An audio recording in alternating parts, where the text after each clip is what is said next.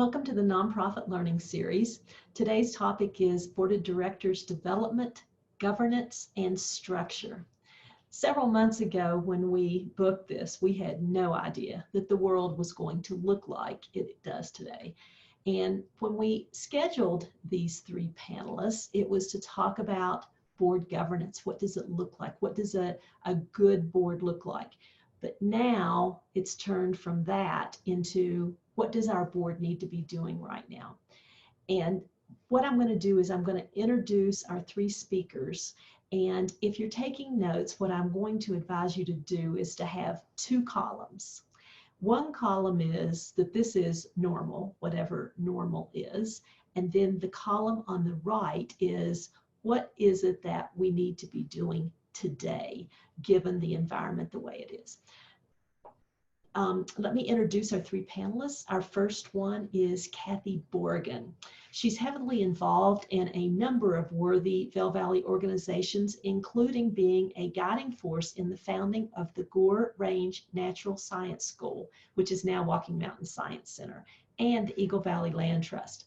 Currently, Kathy is on the board of Betty Ford Alpine Gardens. Other boards that Kathy served on include the Nature Conservancy Board of Trustees Colorado chapter, the Aleph School of Theology, and Rachel's Network.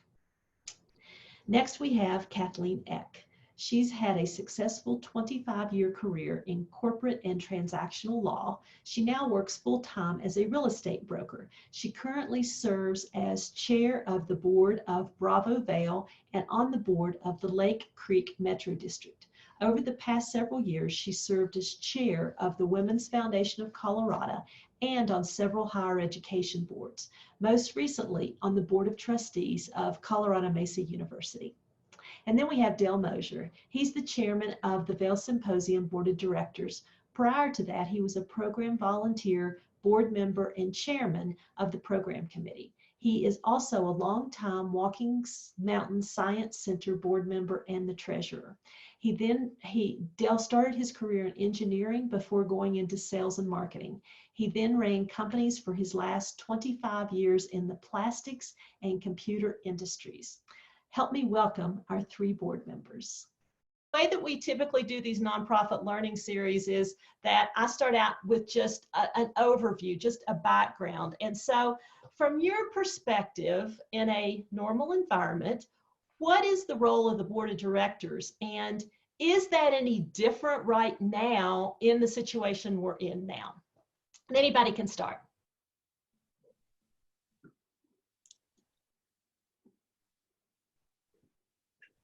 Well, this is Kathy.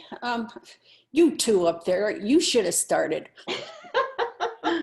Anyway, I think the main purpose of the board of directors is to enhance and help govern the organization. And it has the long-term responsibility of ensuring the financial stability of the organization, oversight, and also it is usually involved with the hiring and the evaluation of the executive director and the president. I think, you know, it offers guidance, financial support, oversight, and at this time when we're looking at increased strains and financially, in particular on the boards, I think that this is the most important thing right for all of us right now is the financial stability. And what do we see coming down the pike? How do we support our executive directors or presidents? And what can we do to increase their outreach into the community and making sure that people understand they're still functioning and their mission is still relevant, and they might have to change a variety of things. But I think right now the traditional responsibilities of boards of directors for nonprofits are really going to come into play because everybody's going to have to work to ensure that everything goes forward in a manner that will allow the survival of the organization. So I think it's a real message of hope.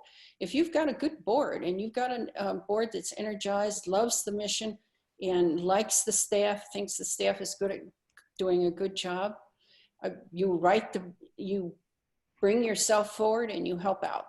And I think that's what we're all here to do, those of us that are on the nonprofit boards, because we dearly love the boards that we work with, and we want everything to succeed, and we want to come out of this on the other side with seeing how we can do the best we can do.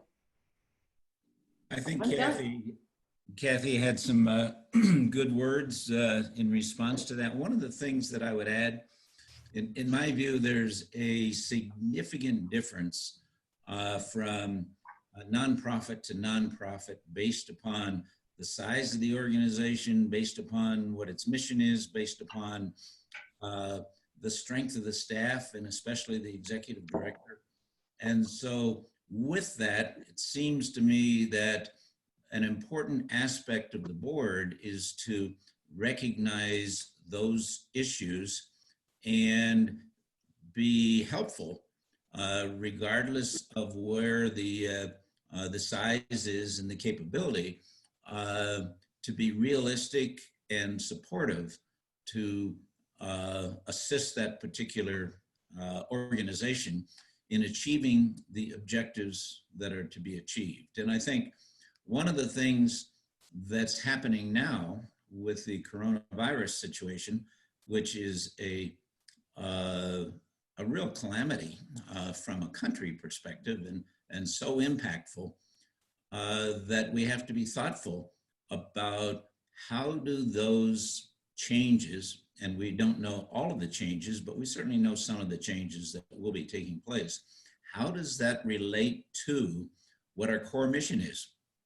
And don't forget what our core mission and our core objectives are. And I think that a board can be particularly helpful in focusing on some of those core issues.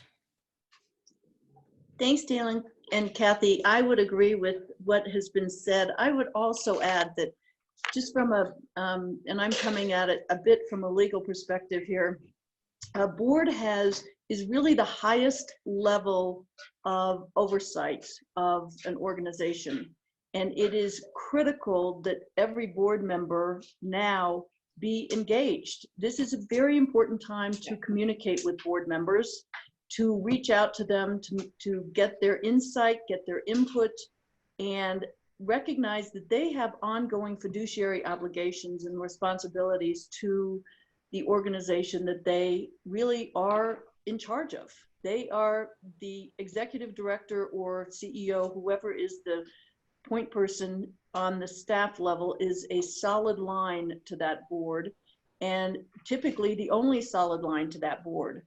And so it's incumbent upon, particularly in a time like this, that the executive director, staff person, whoever it is, stay engaged with the board, because it is the board's responsibility. The governance responsibility belongs to the board. The management responsibility belongs to the staff. And as we look at the mission, and this is a time that many organizations are relooking at their mission or redefining not redefining, but making sure that that mission is in place and adhered to. This is a time for the board to be engaged in the organizations, perhaps even more so than during normal just board meetings. So stay in touch. I would encourage every staff, every organization to stay engaged with their board during this time, seek their help, seek their advice, seek their input, and see if you can move the organization forward in fulfilling your mission during this unprecedented time that we're in. Yeah, and I agree with all of you all. And one of the things that that comes up as you're talking about the mission and being sure the organization is focused on the mission is about that strategic plan. So, I mean, do you all think that, the strategic plan should be revisited now? Do you think it should be modified in any way during this time? Or what might you suggest for nonprofits with their strategic plan in hand that doesn't really equate to the situation we're in? I think Well, it, I'll start. Oh, go ahead, Dale. I think it depends upon the situation for the particular organization. Some organizations might be in a situation of, oh, hell, I can't make payroll next week. What do we do?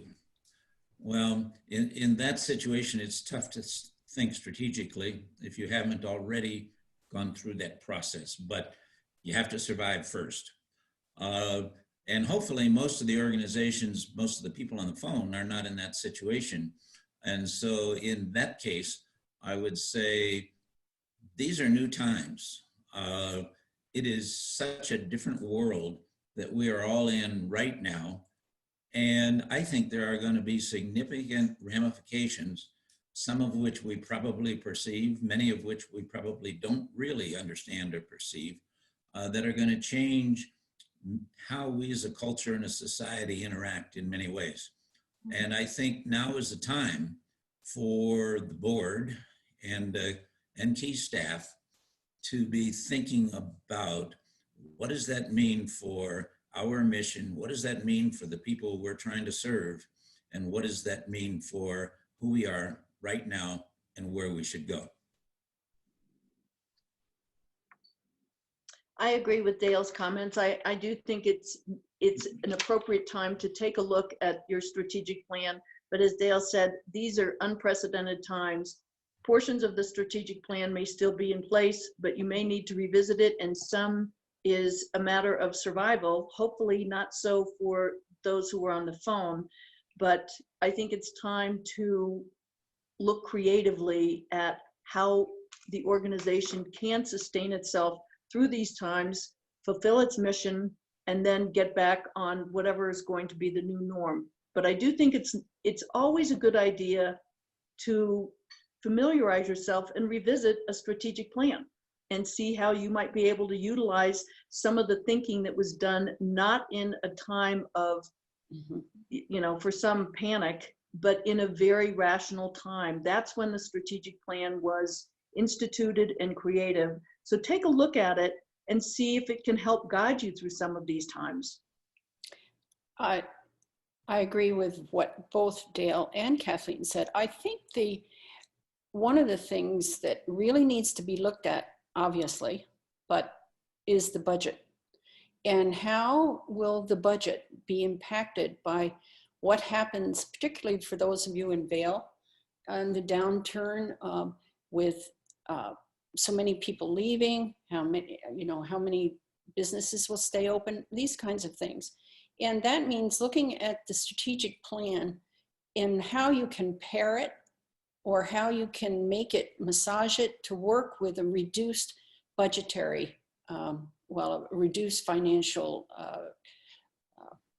monies coming in. And I think, I noticed that the Vail, town of Vail is meeting today to look at their budget.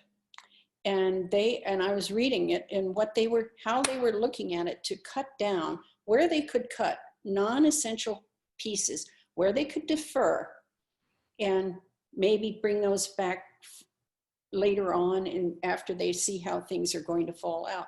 And I think it really is important to look at the strategic plan, and various organizations are in various years of their strategic plan, maybe 3 years, 5 years, whatever. And if you've been using the strategic plan as your guide, which you should, we all know, some organizations put them on the shelf, but most of the organizations that I belong to, they really use the plans. And there might be some areas in there where you could postpone some of the activities that require a substantial revenue stream. And so I think that's one of the things, that's where the strategic plan can really come and help you. If you look at your mission, is your mission still going to be relevant after we go through all of this? And if so, how can you support that mission by cutting back if you need to? You don't have to give up hope. I mean, you just need to really be aware of what you are dealing with, and, you know, call on the members of your boards that have the expertise where you need them. And that doesn't mean just financial, it means programmatic, community-wise, all sorts of things. I think one of the compositions of the boards that we all have, and I think most of you are aware of the 4 W's, the wealth, work, wisdom, and the last one, wallop. And, you know, use all of those things will encompass what you need to do to keep yourself afloat. All of those 4 things. And you should have on your board people that can do that for you. So Kathy, would you say those 4 again? Wealth, wisdom, work, and wallop. W-A-L-L-O-P. In other words, this is a person, possibly singularly, who has a lot of prestige and gravitas in your community, and will be listened to by people that are not necessarily familiar with you. Robin, if I could just add a little bit to Kathy's very well stated thoughts on this. One of the things, and I can give you a specific example that Bravo has been doing during this time, is we have engaged some of our board members who have particular financial expertise to work with us on different financial modeling. And the models look at what if this happens, what if the timing is this, what if, you know, all the what ifs. And it gives an organization tremendous confidence that they can move forward or not, depending on the financial wherewithal in different scenarios. But if those things happen, the organization is prepared for it. Yeah. And being prepared for something in these days when nothing seems for sure gives an organization and the people associated with it great confidence and comfort that they've thought about things. So I would strongly recommend that organizations look at their financials, look at their spending, and take a look at what ifs. What does it look like if it's 6 months? What does it look like if we can't do things this summer? What does it look like? What additional resources or funds might we need? And should we start getting on that program and that effort? So it really opens up a whole range of opportunities when you start doing the financial modeling. Mm-hmm. I would add to what Catherine just said, that this is a time where there's likely to be change that will yet come about. And if we as an organization are not trying to put those into some kind of perspective, including financial perspective, then we're not going to be prepared. Because I think it's fair to say for almost all the organizations of people on the phone, change is going to happen. And so let's make it a good change for what we want to accomplish. Yeah, that's all great. And one of the things that you all talked about was having board members that have expertise in an area. So during this time, if nonprofits say, but I don't have anybody that can do that financial modeling that Kathleen just talked about, or I don't have a financial person, are you all looking for any new board members during this time? Are you seeing board members drop off, or are you just maintaining the ones that you have and hope that you have the expertise that you need? I'm happy to lead off on that. We are seeing that we are not seeking any additional. We have seen absolutely no one drop off. And actually what we have seen is a coalescing of the board around the organization and a willingness to help in any way possible. They are working with the staff. That is the way a board should respond during this time, not just during this time, but as the organization, during the life of the organization. It's just a bit accelerated and perhaps a bit stronger during this time.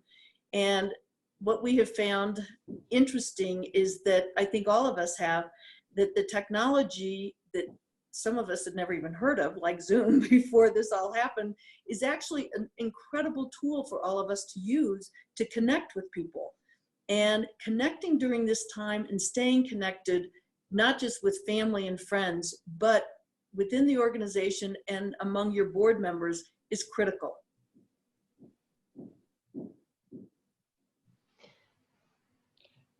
I think, and I would also agree with Kathleen, and I think that the boards are really beginning to rev up and start, some already have, Walking Mountains has, in support of our staff, and particularly our president, Markian. And we can do the same for everybody else, just to let the chief executive officer of whatever your organization is, if you're serving on multiple boards, know that the board is right there for them. And you can still seek new board members. That doesn't mean that you can't, that you don't shut down your governance or your nominating committee, because you're going to be looking around, like Dale said, change happens. And you may need different kinds of skills than you thought you had before. And so I would continue to reach out into the communities where you are and looking for board members that will buttress your strategic plan and your organization. And I have found, and I really think that it's true. People are really coming together. They want their nonprofits to survive. They love their nonprofits, and they know that the mission serves a need greater than themselves, and they're willing to put their efforts into it. And so I wouldn't hold back on talking to people joining your board, and particularly if you need new skills that you have previously thought, well, maybe we can wait on that. Well, maybe you can't wait anymore. So, the governance and nominating committee, yes, Nicola, I will get busy. Publicly stated. I know my board chair. My board chair is not around, and Nicola is running the show, and so she is after me as usual. But I think that the nominating committees right now should really come forward and say, okay, we've got new people that we know maybe might be interested and have said something to us. How's your organization doing? This kind of thing. So I think there's a lot of community outreach that's going on right now, both, as Kathleen said, through the internet or online sources, and also because even people are hungry to talk to each other. So you're getting, I don't know about the rest of you, I find that I am busier now than I was before, just because the amount of stuff that comes across my computer. Yeah, I would say that adding additional board members could be beneficial, although I'm not seeing that. As Kathleen had mentioned, the boards that I'm on, we're not actively looking, although we are open to new board members. But I think one of the things that does happen is different people have different skills at different times. And so different board members can get more involved in certain areas than perhaps previously they did. And that's something that probably the combination of the board chair and the executive director should work together in order to try to determine possibilities for increased engagement. Because I do believe that virtually every board member is on the board with a hope and expectation that not only will the organization survive, but that it will be better tomorrow than it is today. Well said.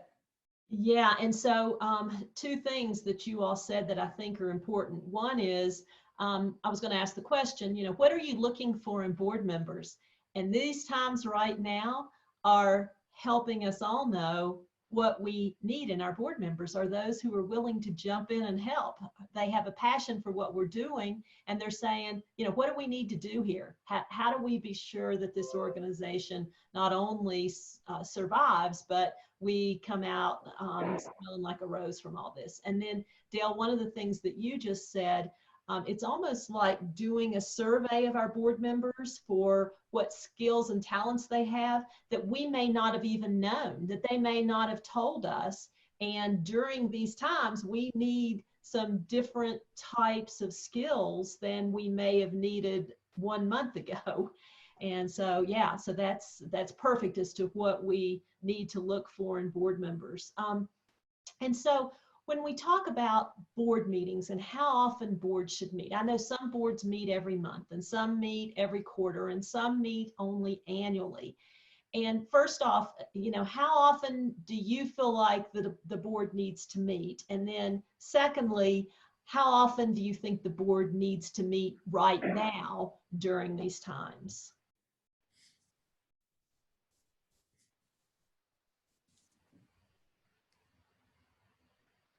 I guess why, just because I've got my name begins with B, why do I have to talk first? Alphabetical. I know. It depends. I think it depends on where the board is. If it's a new organization, if it's an entrepreneurial organization, it needs to meet more often, because it is counting on the board members' expertise as well as the staff to go forward. Uh-oh, I'm getting all, I told you I had to mute it. The rest of you go for a minute. I've got construction going on underneath me. I'm gonna mute myself for a minute. I would add one of the things, many of the boards, particularly for the sort of medium-sized and larger-sized nonprofits, have some kind of operating structure with committees or other approaches that would then indicate perhaps the board does not need to meet at the same frequency where the board operates as a committee as a whole. And so I would say it takes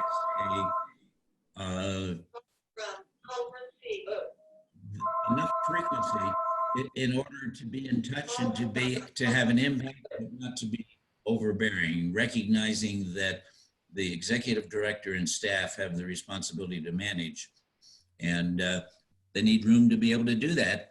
But you also need to have the relationship so there can be impromptu meetings of, gee, I'm thinking about this, what do you think? So that things do get hashed out, perhaps in a different way than a formal board meeting. You would also have a board leadership or an executive committee meetings that would be more often, that would probably happen once a month anyway. And you can really fast track things with an executive committee meeting or with a board leadership meeting. And then they can help with the committees and the executive director or the president too.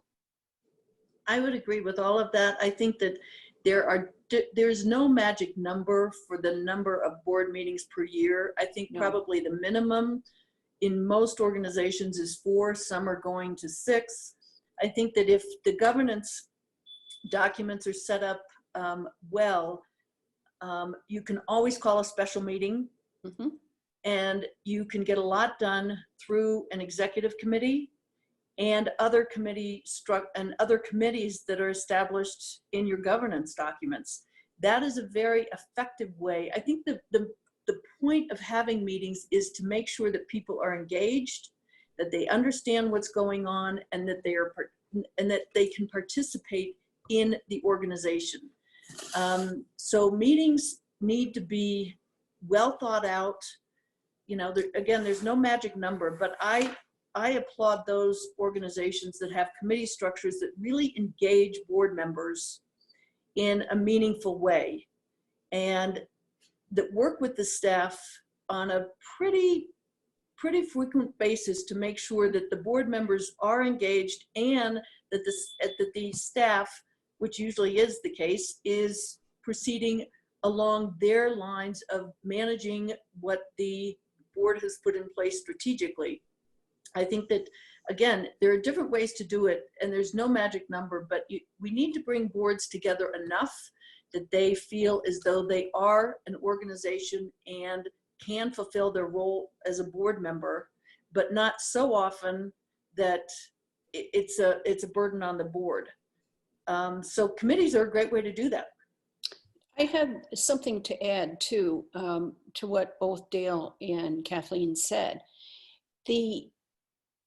Ideally, and this doesn't always happen, it quite often doesn't happen, the committee can get their reports into the website or into the board management, and then it goes out online and you read it before you come to the meeting. Ideally, particularly now, you want the board to be discussing policy and items along the line, the strategic plan, those kinds of things. Where are you going to go? Because you're going to be tapping into these 4 W's of the board at this time, because the board really likes policy. It likes to talk, on a 30,000 level if they can, and leave the staff to the 10 to 15,000 level, which means the staff is on the ground and carrying out these things. But you need the vision of the board. And like Dale said, change happens. And you're going to need the vision of the board and the experience of your various skills and people on the board to help you through this. So one of the things that I know that we have on the board at the Betty Ford Alpine Gardens is we have,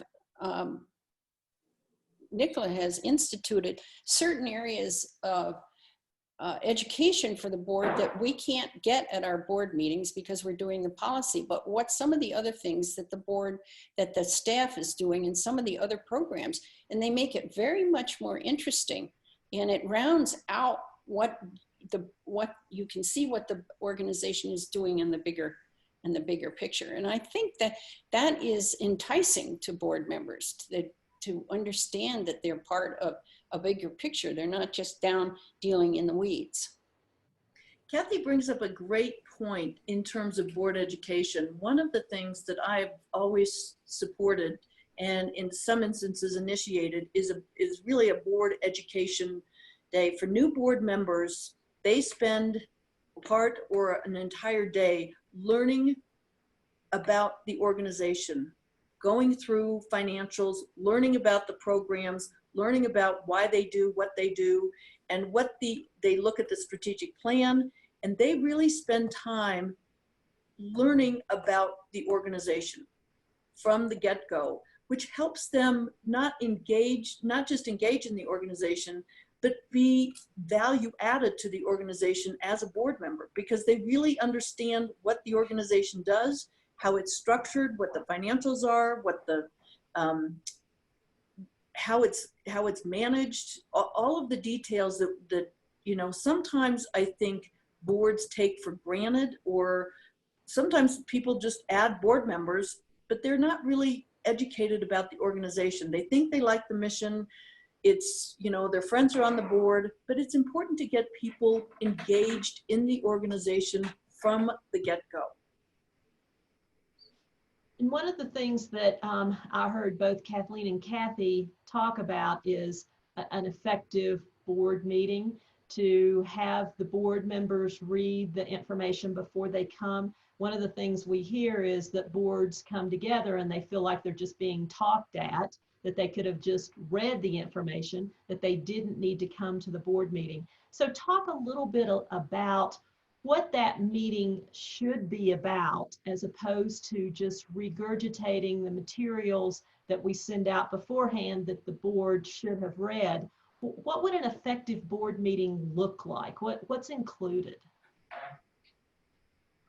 I think a lot of that depends upon the how the board meeting itself is run. If, as an example of the material that was sent out is almost rehashed word for word, then you're training the board in effective ways to operate in an appropriate situation. And so I think it has to be something that's very thoughtful as to what materials are going to be provided ahead of time, and then develop a sort of a board culture and expectation that, yes, you will read it. We're not going to go through this item by item, but we are clearly going to discuss implications as a result of the material that is provided there. Or in some cases, yeah, you need to know this, but we're not going to talk about it. And that's okay. But all of the material can't be that way. I would agree with Dale. And I think sometimes between the period of time that you do receive these committee reports, there are other things that come up that the executive director might want further advice on. So, I mean, you can bring up go through a committee structure of reporting at the beginning of a meeting and get that out of the way, and anything that the executive director wants to know or the president wants to know from you.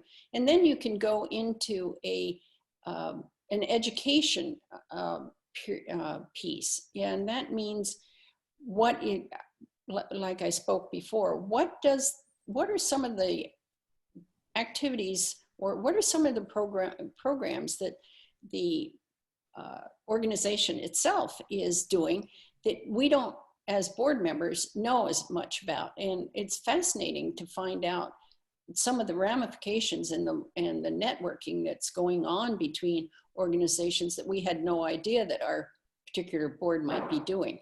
I've always thought that it's always fun to be on a board where the staff, and that includes the whole staff, is ahead of the board and is thinking along new programs, which they have already said, this will work, we can network with these people and so on.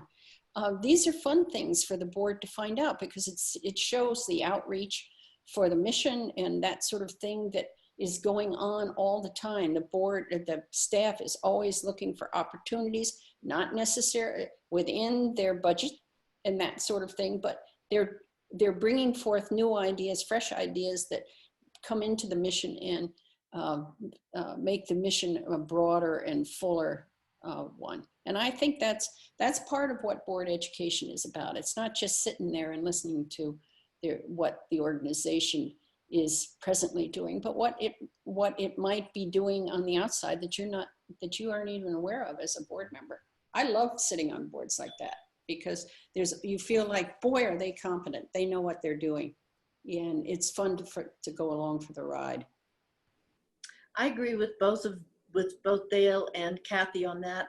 I would also add that while it is important for a board to have the report, like the financial report or the marketing report, or whatever reports, the programmatic reports, it's important for the staff that is preparing those to impart to the board what that means to the organization. It's not just looking at a balance sheet or P&L statement. What does it mean for the organization? And it helps engage the board during those discussions, because you don't want a board to just sit and look at things that they can read online.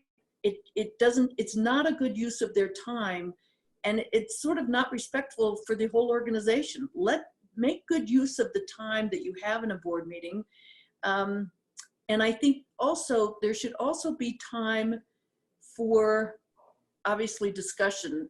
In addition to an executive session, I am a very, very strong believer that every board should have an executive session at the end of the board meeting, which is solely, you can have the executive director for part of it if there are topics that are relevant, but give the board an opportunity to not, often when staff or other people are there, there's a chilling effect on open discussion. I think it's so important to have an executive session of the board where it is just the board members at the end, no staff, and they can really talk about what is important to them, in addition to or more than has just been presented at the board meeting. I would agree with that, Kathleen. Every board that I'm on or have been on, that is not necessarily a very long part of the meeting. You can just set aside 10 minutes. You worry your executive director if it goes longer. They're thinking, oh dear, what have I done? But I think that it is a way for the board to sometimes clear out, particularly someone who might have a minority opinion, and the board member will not feel particularly comfortable bringing that up in the regular session, and they might feel better about discussing it with their peers. Yeah, that's a really good point. And I would put it on the agenda for every single board meeting, whether you have one or the board chooses to engage in one or not. It's just a matter of form, and it is more substance and form long-term. I would agree with that, and I think it works very well when implemented.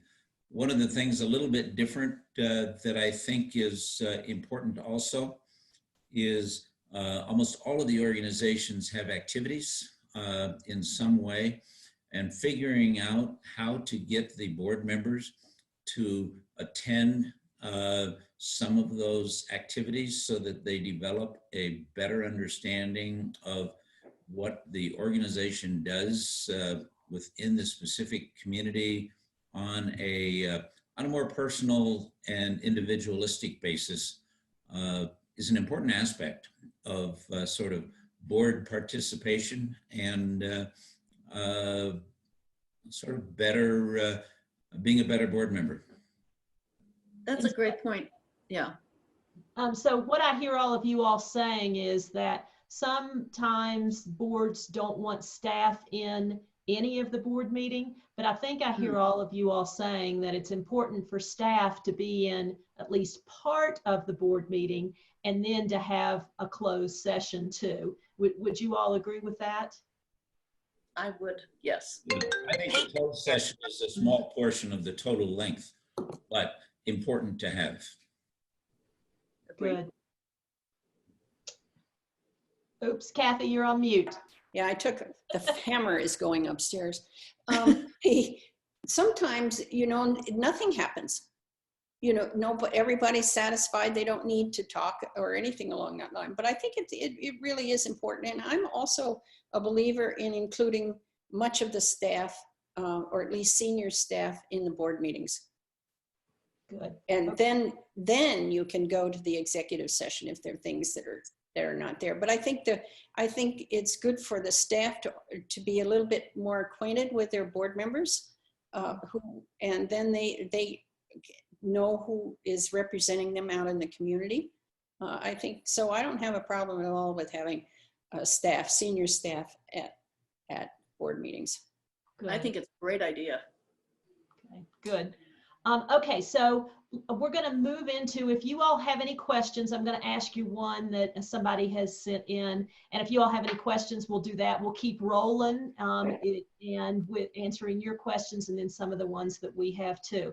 So Seth Levy said, our board has been less active than normal. They missed last month's meeting due to the virus, and there has been resistance to calls for a new meeting being scheduled instead of waiting until the end of April for the next scheduled one. What can an employee and executive board member do to help motivate everyone else to come to the table? I'm happy to comment on that out of the gate. I think that it is imperative that executive directors, staff members stay in touch by phone or any other way, but particularly by phone, so you can actually hear people's voices and encourage them to participate, encourage them and say to them, we really need you during this time.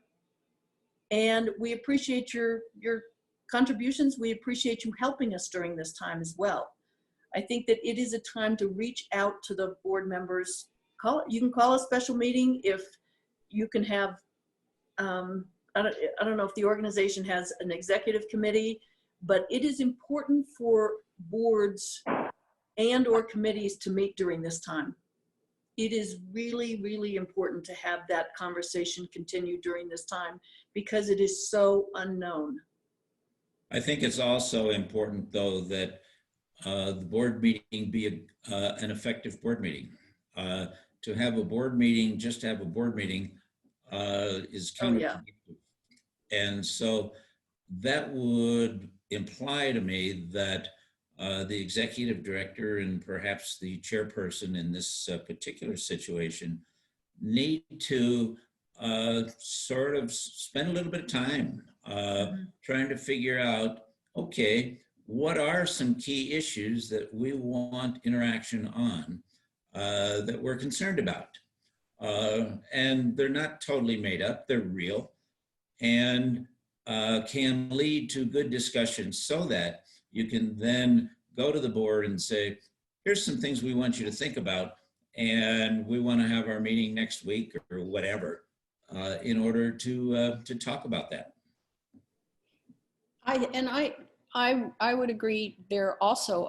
I would also think that as Kathleen and we've been talking about the new technology, I mean, there's no excuse for not being able to have an electronic board meeting. And maybe, Seth, you can provide the Zoom technology to board members that you would like to talk with, even if they're a little bit recalcitrant because they don't want to meet till the end of April. If you need a meeting now, and you heard both Kathleen and Dale say it's imperative that you stay in touch with your board now, maybe you could try enticing them for a Zoom meeting or something along that line. Yeah, so Seth, I think what you can say is you heard some experts today saying how important it was for you to have a board meeting. I think all of them would say, yeah, okay, let's do it. Okay, some so people, Robin, if I may, some people are more comfortable just calling in on a conference call, and Yeah, that's fine. that's right. Yeah, Yeah, you can do either one.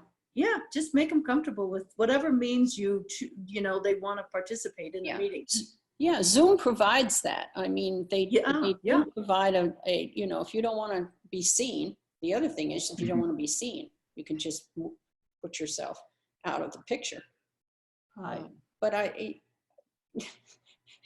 people are, I don't know, people are really acting weird and strange at times right now, and I don't blame them. So, what can you do? Right, I agree. Okay, so let's talk a little bit about fundraising. So how do you all feel that what a board's role is in fundraising, and then compare and contrast that to right now? Should we be fundraising or should we not be fundraising? Or, that's the big question. So can you answer both sides of that?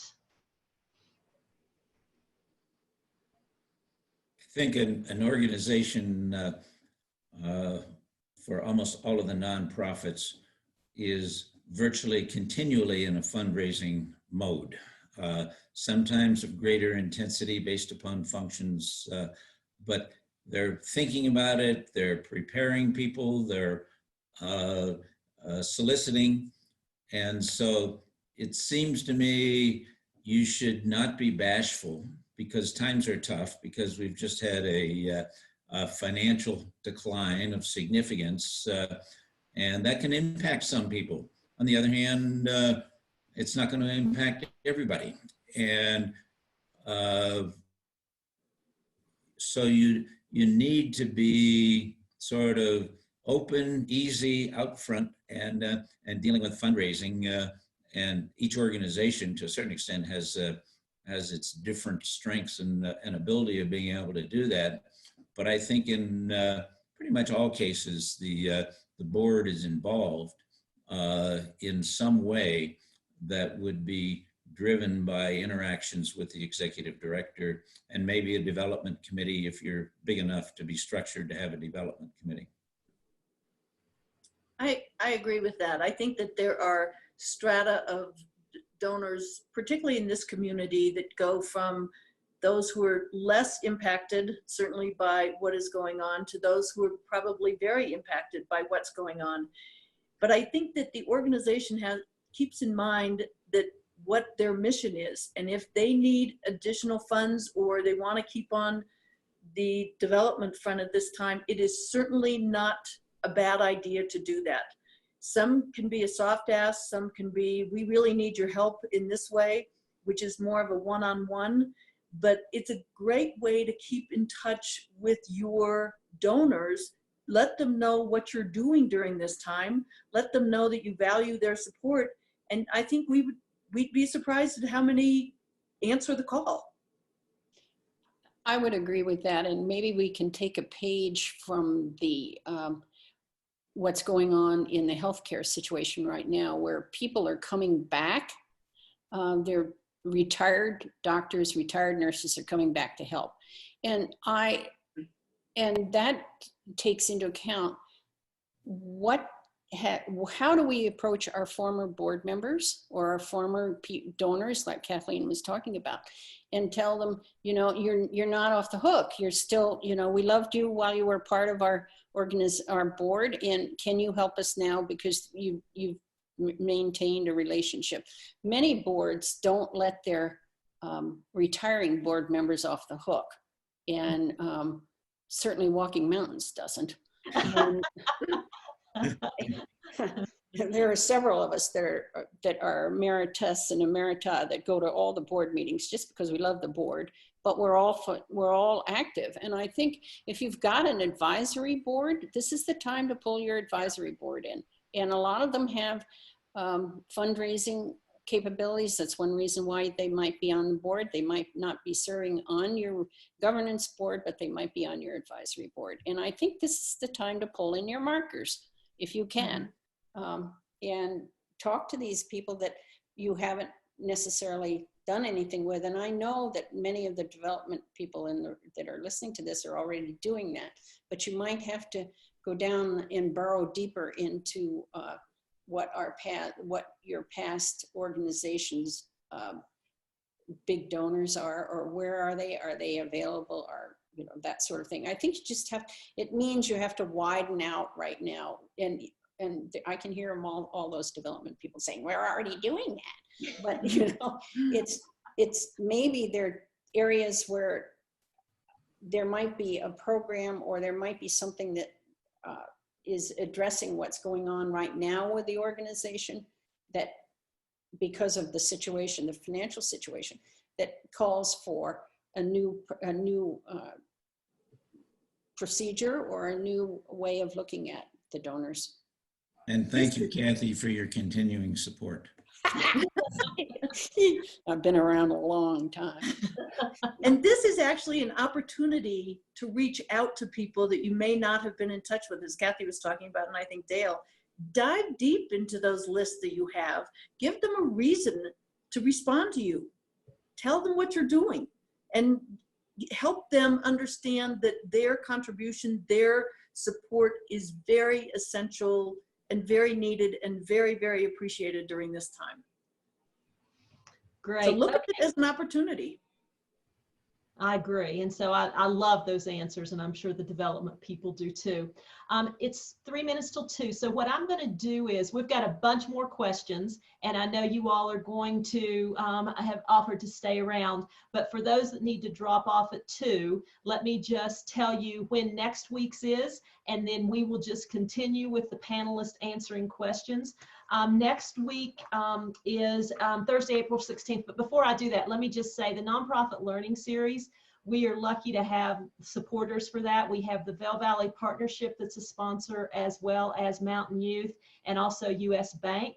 And they sponsor us to do these locally 6 times a year. And now it looks like we're going to start going virtual with them. But next week, the one is going to be on Thursday, April the 16th at 9 a.m. The other ones we've done have been on Thursdays, 9 a.m. Mountain Time. And we will have the Reverend David Dindy next week. And it leads right from what has been talked about today when we're talking about the mission of the organization. And so the mission of the organization, if it is helping children with serious illness, if it is human trafficking, whatever it is, the mission of the organization is going to stay, the core is going to stay the same, but it's just the package around it. How do we change that package in this environment?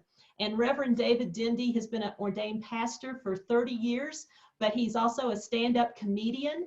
He has been vice president of philanthropy, and he's raised over $200 million for over 100 churches as a consultant. He's going to be a great interview. So Hopefully you all come back next week, and I will send you information on how to register on that. So if you registered for this, you'll get that information. Okay, so if you need to drop off, we understand. But let's keep going with the questions. You all ready? Okay, if the current board of directors doesn't have nominations, what are your best recommendations for sourcing?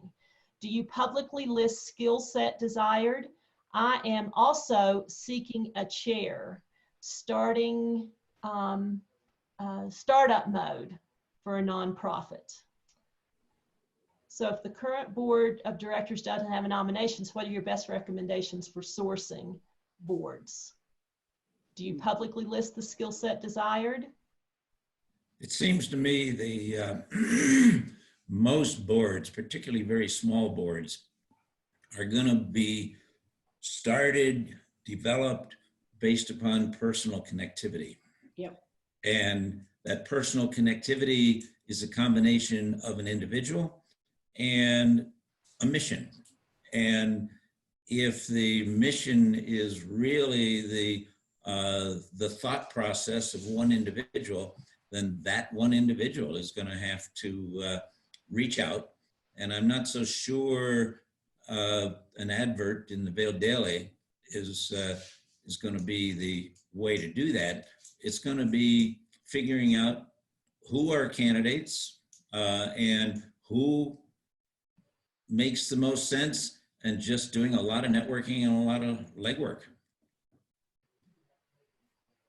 I agree with Dale. I think that this community, if that question came from someone in this community is pretty small, and people are, I have found, pretty darn willing to help with resources, including names of individuals, but also think about the skill set that you want on the to add to the board, because any organization as it matures wants what I would refer to as a strong bench.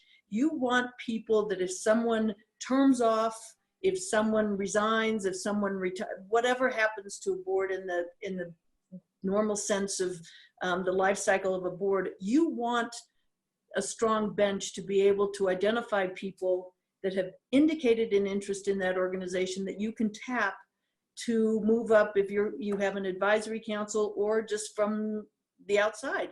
We have people moving here all the time. Well, we have had people moving here all the time, and hopefully we will again, that have great resources, and they have the gift of time. Many of them have the gift of time at this time in their life, and tap into that. And use your connections, as Dale said, use your network. You know, I was interested in what Dale said, that there has to be, beside the staff, there has to be somebody on the board who gets it, who is the founder, so to speak, on these entrepreneurial boards when you're starting up. And the ideal way to do that is you as the ED forms a personal bond, and I mean this, with that person who is the spokesperson out in the community and loves the mission and is really willing to take it up. And that is a cohesive piece, and other people will come and become part of that. And that's how you begin to build your board. I mean, your board is going to be small to start with, but it's going to be a working board, and it's going to have the wisdom, and it may have one or two people of wealth, but you're going to have to work like really hard to increase the size of the board and increase the outreach for that particular board. It's not, it's kind of chemistry that it gets going and it enhances itself, and the ball really starts growing. And then you can put into place the nominating committee. Okay, you've got about maybe 5-6 board members. You say, okay, now we've got 5 people that are working really hard, and we're going to make this a go, and we need to expand. So one of the things you really need, and you're correct, is you need a nominating committee, or you need to begin to compile a list of people in the community who you think are compatible with the mission and would like to hear about what you're doing. I think that's, you got to have a startup place. It's a great idea. So Susan Rosenbach asked the question, is it reasonable to call a special meeting to update board members on the state of the organization, and with that find people that might have special attributes to help in this environment? I think that's an absolutely appropriate thing to I do do during too. this time. We are in such a unique time now that reaching out and with a message, whatever the message, meaningful message may be, is appropriate in my judgment. I would agree. I think though the request needs to be a very thoughtful request, and needs to pull together, why should I as a board member come, and why as a board member can I possibly have impact in this situation? And the framing becomes important. And I would agree both in continued. I think those of us that have dedicated our time, treasure, whatever, to, as I'm speaking now as a board member, I've been on both sides, as a donor and as an asker.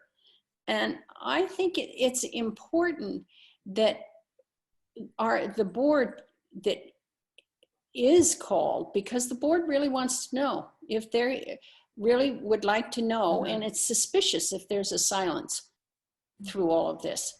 Are they sitting back? What's going on? We don't know, kind of thing. So I think in the mode of transparency, just call a meeting and see who comes. If you can and make most of them come. And you can do it again. I don't think we as board members have the excuse anymore that we can't meet, because we can electronically. And if you can't meet at a particular time or something like that, you can send in what you want to be said. I think all hands on deck right now for nonprofit boards is a way to think about it. I think the lockdown has changed a lot of things. Yep, it has. Absolutely. I would also email your board and keep in touch with them during this time. Let them know what's going on, both challenging and great things that are going on. Any struggles you're having, let them know that the staff is safe and healthy. Let them know things that are just meaningful during this time. And for those things that you need help with, ask for it. Kathleen, that is really key, because most of us know the staff, and we're wondering, we know their families, we're hopeful that they are okay, they are safe. I think that's personal communication on its highest form. And I think it's really important. And I think we could say that probably not only for keeping in boards, but for keeping in touch with our donors. Keeping in touch with people who are involved in our organization, our volunteers. So I think that could go for them too. Okay, so Rhonda Helton asked, do you have any advice on successful approaches to onboarding new board members? Let's see. Say that again. You were a little garbled. Oh, sorry. Do you have any advice on successful approaches to onboarding new board members? Bringing them on board. I would say one of the real positive starts is that particular board member, potential board member, has come to some of the activities. Like if Bravo, they've come to concerts. If it's Vail Symposium, they've come to some of the symposiums. And being able to develop somewhat of a connectivity and relationship through that. Because if the people have not developed any kind of normal attendance at what you're focused on, that's big. That's a problem. Yeah. And now it could be that they're not that familiar with it. And so then you got to do a personal invitation to get them to come to one or two or something. But if there isn't an affinity there, then I'm not sure you want them on the board. You know, Dale, you could carry that further. In the development world, it takes a certain amount of touches before you are able to ask a donor. And that it's the same thing here. You're saying the same thing. It's a certain amount of touches with the organization in various different forms to encourage further participation. And it's cultivation, really, the same thing. It really is cultivation, and it's determining on a very genuine level the interest, not only the interest, but the interest level of the person in the organization to know that they will be a valuable and contributory board member. I think that once you get them on board, people need to be knowledgeable about the organization they're sitting on the board of. And it's one thing to like the outdoors and think, oh, Walking Mountains is great, but it's quite another thing to actually understand what the organization does and how they do it. And I think that that is important to establish that connection before you onboard new board members. Right. And so another question, how do you see the role of a founder and when they are needed and when they are maybe hampering the board? Stump the panel. Well, in this particular circumstance that we're in now, or in more normal? I think more normal. I've been on a number of entrepreneurial boards where I've been on the founding board, and of course that's why I spoke earlier about becoming the director or the executive, becoming involved with the founder, because then you have that relationship that really pushes forward. But I think I don't know. I guess what I'm saying is the boards that I've been on that have been entrepreneurial only had one founder that stayed on too long. The other founders stepped off, and they are still available, very much available, and their prestige of the founding of a successful organization is very helpful if you can pull them back in. I think if you've got a founder who doesn't want to move, you've got problems, because they need to, if they've been there too long, they need to move along, and they can go on the advisory board if you can convince them to do that. But I think the founder right now is a very good resource to go to, because they can say back when, and we did this and we're still relevant and we've done a wonderful job. We can continue to do a wonderful job. Please give, whatever. I would add that hopefully a founding member or the founder of an organization is still, and some may be engaged, may not, but they still understand the mission of the organization of which they founded. Most organizations don't deviate hugely from that initial mission that they've established. And if there is some recalcitrant founder or some founder that's difficult, then I think it's up to the board to try and manage that and manage the participation, if you will, or the utilization of that founder. You certainly don't want a founder to be contrary to the path that the organization is proceeding down. Yeah, I'm really only familiar with one situation like that, and that's Walking Mountains. And I would give them A+ marks to Kim, to people like Kathy as founding board members that have just understood the mission. The mission's not changed a whole lot other than it's expanded and expanded because of capabilities and additional opportunities. But the founding members have just been really critical to expansion and done a great job. Great advice.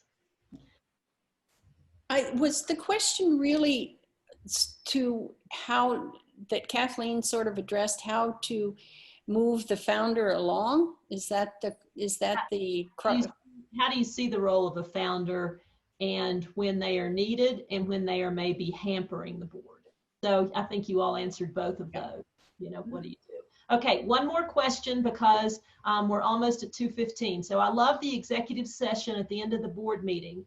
If you don't have a chair, is it appropriate to ask someone to lead a discussion? The executive session should be, if you should have a chair, even if it's a vice chair or someone who chairs the meeting.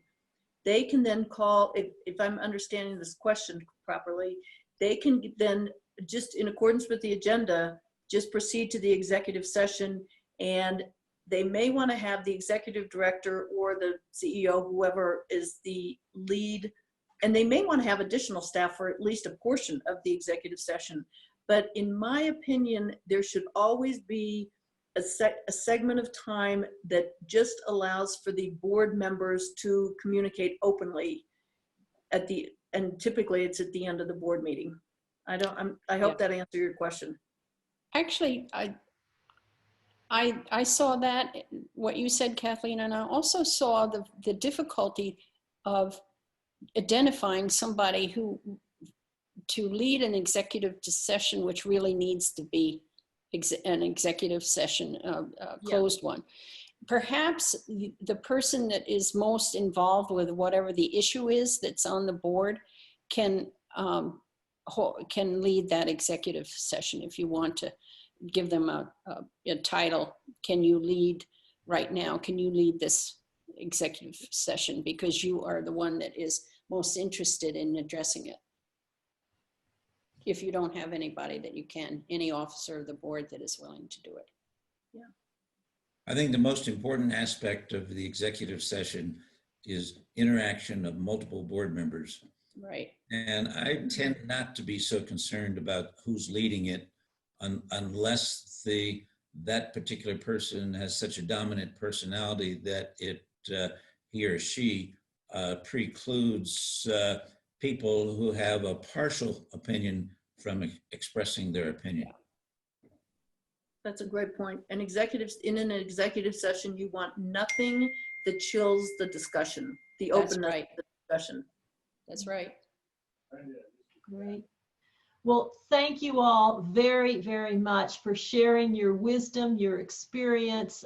This has just been fabulous and appreciate you all. We were supposed to do it in person, so I appreciate you all being willing to test the technology and to be a part of this. I know the nonprofits have learned so much from you all today. And so thank you, thank you, thank you. Thank you, Robin, and thank you, everyone. Welcome and good luck to everybody. Good luck. Thanks you all. Bye. Bye. Bye.